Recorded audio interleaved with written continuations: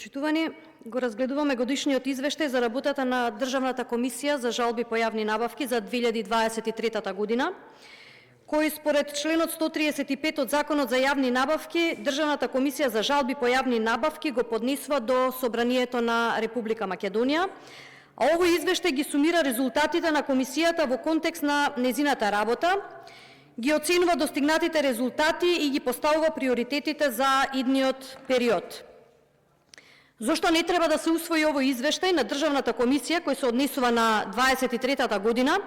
Доволно говори извештајот за мапирање на состојбите во јавните набавки и клучните генератори за корупцијата, финансирана од страна на Европската Унија, а издадена од Лудвиг Болцман Геселшафт, Институт за фундаментални и човекови права во декември 23-та година, во кој јасно е нотирано дека довербата на фирмите во Државната комисија за жалби по јавни набавки е ниска, што влијае неповолно врз спречување на коруптивни договори. Воедно, комисијата во дадени ситуации покажува неконзистентност во постапувањето, а забележани се дури и разлики во стојалиштата со Бирото за јавни набавки. Според истражувањето на мислењето на фирмите кои учествуваат во јавните набавки, споредбено од февруари 22 година, од страна на Центарот за граѓански комуникации, само 6% од фирмите изјавиле дека секогаш, и тоа 1%, или често 5% се жалат до комисијата, во случај кога не се задоволни од начинот за постапување на договорните органи на тендерите на кои што учествувале. Доминантни 94% од испитаните фирми велат дека никогаш 67% или ретко кога 27% доставуваат жалба до комисијата.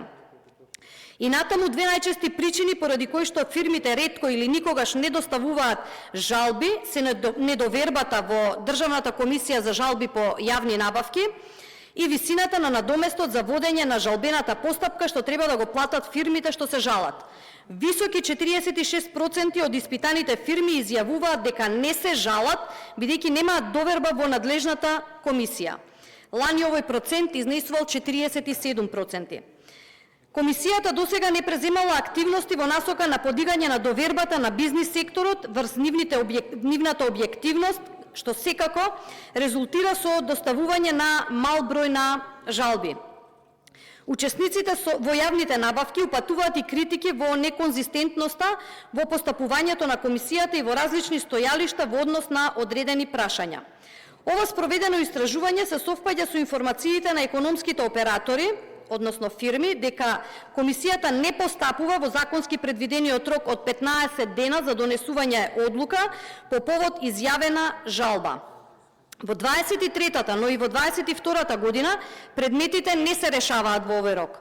Еве еден пример и тоа од јавно достапниот систем за следење на ефикасноста и ефективноста во работењето на комисијата на нивната веб страна. Поднесена жалба на 30 мај 23 година, донесена одлука по жалба на 17.8.23 година. Вакви примери има многу. Правната пракса и транспарентноста не е само објава на донесени одлуки. На веб страната немаат начални правни ставови и правни мислења, како што тоа е случај со комисиите во нашите соседни земји. Зошто е тоа така?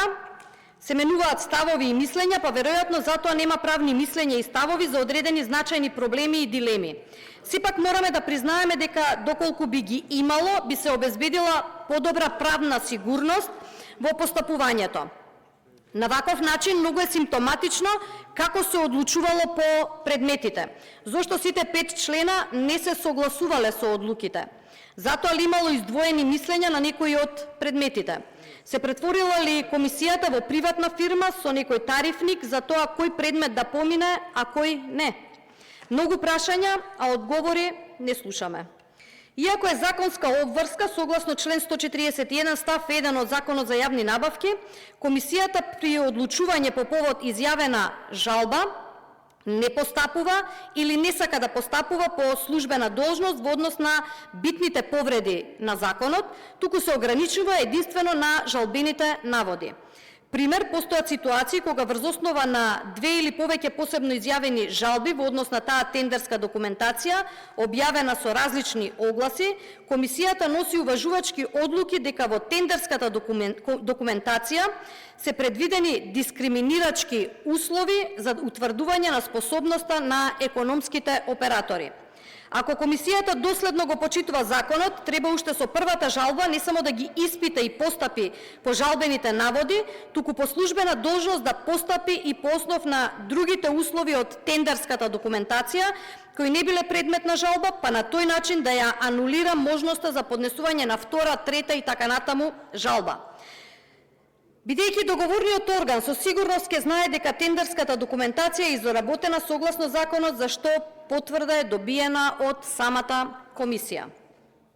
Комисијата не постапува по службена должност и со тоа остава можност за непринципиелни договори со економските оператори да поднесуваат втора, трета и така натаму жалба. Понатаму за комисијата многу поважно е дали некој платил 250 динари административна такса, отколку дали некој врши злоупотреба на буџетски средства преку незаконски постапки.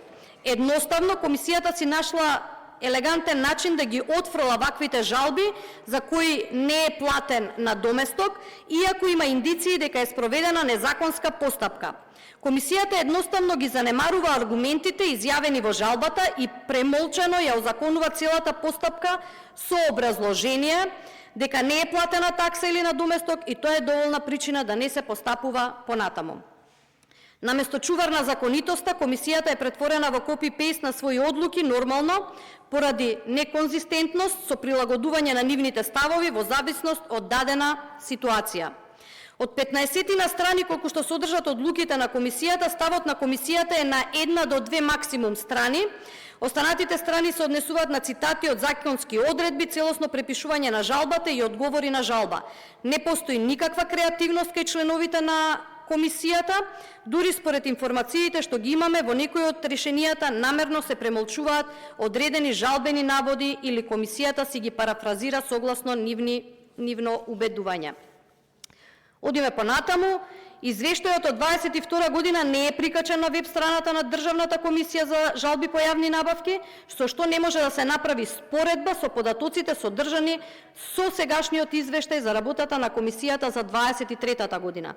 На тој начин не е запазено начелото на транспарентност, кое е едно од основните начала во јавните набавки.